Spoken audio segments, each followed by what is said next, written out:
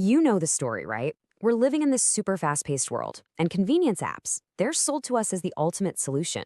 They promise to give us back our time with just a tap. But as we're going to see, that convenience, well, it comes with a price tag, one that's really good at hiding in plain sight. And let's be real, the appeal is huge. I mean, getting dinner delivered while you're finishing up work or skipping the grocery store lines on a Sunday, it feels like a modern-day superpower. These services just slide so perfectly into our lives, it's almost effortless. But that ease, that simplicity, it really makes you wonder, doesn't it? What's the trade-off here? So for this explainer, we're going to pull back the curtain and take a hard look at all those hidden costs. First up, let's talk about the lure of that tap. And hey, this isn't about making anyone feel guilty for ordering takeout. Not at all. It's about understanding the system, so we can use these services intentionally instead of just falling into them by default. Okay, so let's start with the most obvious place, the bill, the real bill. Because as you've probably noticed, what you end up paying is almost never just the price of the food you ordered. So here's how it's built, and this is so important. You've got the base price, which, by the way, is often already marked up from what you pay in the restaurant. Then they layer on a service fee and a delivery fee, then taxes and other little fees, and of course, a tip. Each one looks pretty small by itself. And this is where the psychology gets really interesting. See, if the app just showed you one big, fat $12 convenience fee, you'd probably stop and think, whoa, wait a minute. But by breaking it up into all these tiny little charges, your brain just sees a bunch of small decisions. It's a series of little yeses that are much easier to agree to than one big one. So what does all that add up to? Well, think about it. If you're paying that $12 premium just twice a week, which is pretty easy to do, that's nearly $100 a month. Over a whole year, you're looking at over $1,100 for the exact same stuff. It's like this slow, silent leak in your budget you don't even notice. But it's not just about the money on the bill. These apps are masterfully designed to become habits, and the way they do it is by getting rid of something called financial friction. So, what is financial friction? It's basically any effort you have to make to buy something.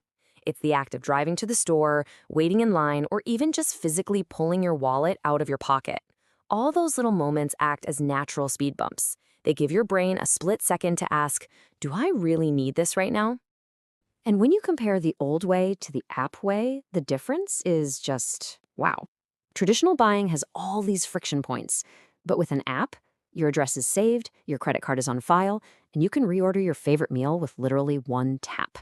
Every single pause, every moment of hesitation is just gone. And that's the real danger, isn't it? It's not the one big splurge. It's how a once-a-week treat quietly turns into a 3 times a week habit, all without you ever really making a conscious choice for that to happen. It just happens. Over time, something else kicks in, and this is called psychological normalization. Basically, our brains get used to it. That $10 or $12 premium that felt like a luxury at first, it just starts to feel normal.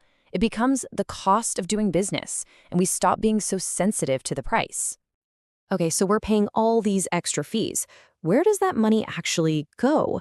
To figure that out, we have to zoom out and look at the entire convenience ecosystem and what really drives these platforms.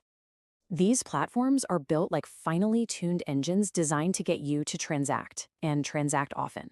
They're constantly nudging you with things like suggested add-ons, countdown timers for a special offer, or that classic spend just $5 more to get free delivery.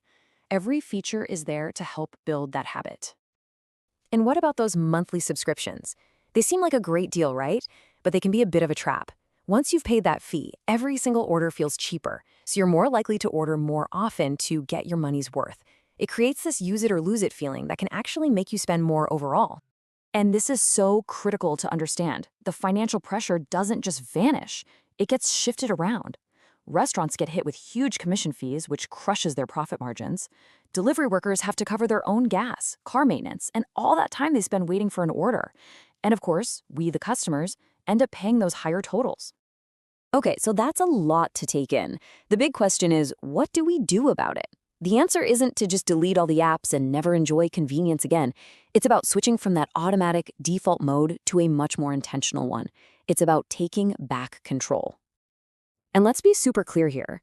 Convenience services can be an absolute lifeline. I mean, for someone with a disability, a new parent stuck at home, or someone who can't drive. These apps provide essential access and safety. The issue isn't the service itself, it's how we end up using it on autopilot. So here's a super simple but really powerful tool, a little personal checklist. Before you hit that order button, just run through these questions. What this does is it reinserts that pause, that moment of friction that the apps have worked so hard to eliminate. It puts you back in the driver's seat. And here's another great strategy. Build your own convenience at home. Seriously, just having 2 or 3 super easy go-to meals that you can whip up in 10 minutes can make a huge difference. It drastically cuts down on those moments when you're tired and hungry and delivery feels like the only option on the table. In the end, this is really what it all boils down to. It's not about being perfect or swearing off delivery forever. It's simply about being aware. Aware of the real cost, both in dollars and in the habits you're building. That way, when you do choose convenience, it's a real choice, one that's actually working for you. Thank you for watching. Like and subscribe to see more videos like this, and we'll see you in the next one.